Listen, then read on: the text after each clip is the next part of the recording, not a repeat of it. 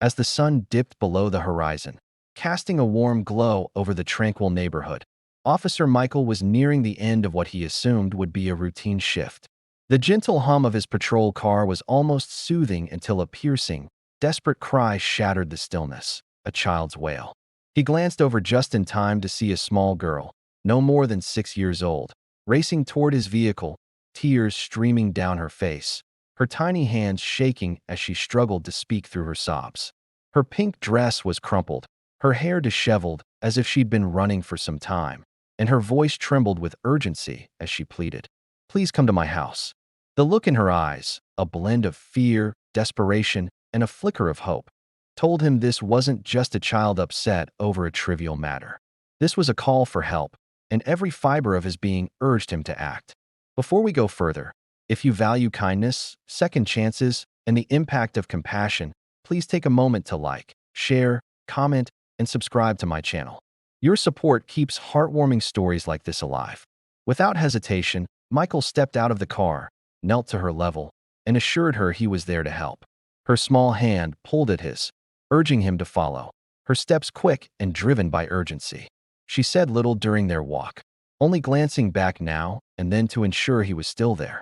The route wound through quiet suburban streets, each step heightening the unease in his chest. The closer they got, the more he noticed subtle signs of something amiss. The houses in this area were older, some with peeling paint, and an eerie silence hung in the air, broken only by the girl's hurried footsteps. When they arrived at the house, his heart sank. It was modest, with an overgrown lawn, the front door slightly ajar, and no signs of life. Pointing toward the house, the girl's voice quivered as she whispered that her mommy was inside and wouldn't he wake up. Michael's chest tightened as he cautiously entered. The dim light revealed a living room marked by struggle, empty food containers, scattered bills, and a stale odor lingering in the air. Following the girl's lead, he stepped into a small bedroom where he found a young woman, barely in her 20s, lying still on the bed. He quickly checked her pulse. She was alive, but her breathing was faint and labored. It was clear she wasn't merely asleep. She needed urgent medical attention. While calling for an ambulance, he spoke softly to the girl, asking gentle questions to keep her calm. Her name was Sophie, and through quiet sobs, she shared that her mommy had been sick for days. She had tried to make soup but couldn't reach the stove, and she'd been too scared to leave her mother's side until she realized she needed help. That's when she spotted the patrol car. Paramedics arrived swiftly and rushed the young woman to the hospital. Sophie clung tightly to Michael's uniform, her fear palpable as she refused to let go. He promised to stay with her until her mother was safe. Driving her to the hospital, he held her small hand as they entered the waiting area. The hours dragged on, the hospital's sterile scent heavy, but Michael remained by her side. Eventually, a doctor provided an update. Sophie's mother, Laura, had collapsed from severe exhaustion, dehydration, and untreated pneumonia. She had been overworking herself, juggling multiple jobs while neglecting her own health to provide for her daughter. As Michael listened, he couldn't shake the memory of the cluttered home and the pile of unpaid bills. It was evident Laura had been struggling in silence, too proud or too afraid to seek help. Sophie sat quietly, hugging her knees, her eyes following every nurse who passed, hoping for news of her mother. Michael knelt beside her, promising everything would be all right.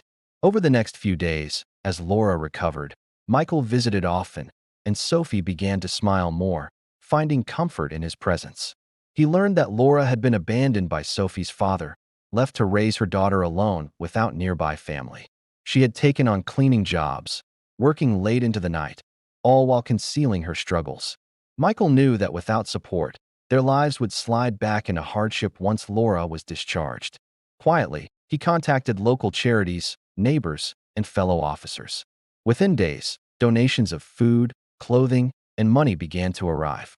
When Laura was finally well enough to return home, she found her house cleaned, stocked with fresh groceries, and undergoing repairs. Tears welled in her eyes as she realized she was no longer alone. Sophie's smile that day was brighter than Michael had ever seen. She hugged her mother tightly, then turned to Michael, whispering a soft thank you that would stay with him for years. Inspired by the story of a little girl's courage and a community's compassion, the neighborhood continued to support Laura and Sophie. Laura found a stable job with fewer hours, allowing more time with her daughter, strengthening their bond. One evening, as Michael stood outside their home watching Sophie play in the yard while Laura laughed with neighbors, he realized this wasn't just about one rescue. It was about hope, how even the smallest voices, like Sophie's plea, could spark life-changing kindness. If this story warmed your heart, please like, share, and subscribe to my channel. Your support helps us continue sharing powerful reminders that kindness still thrives in the world.